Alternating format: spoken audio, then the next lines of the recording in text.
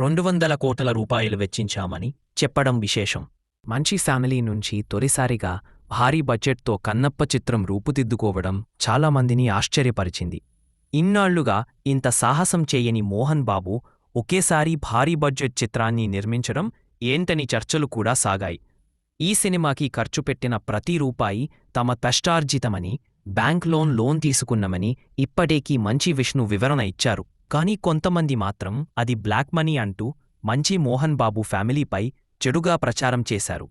కన్నప్ప చిత్రం ప్రచార కార్యక్రమాల్లో ఎప్పటికప్పుడు ఆ ఆరోపణలను ఖండిస్తూనే వస్తున్నారు.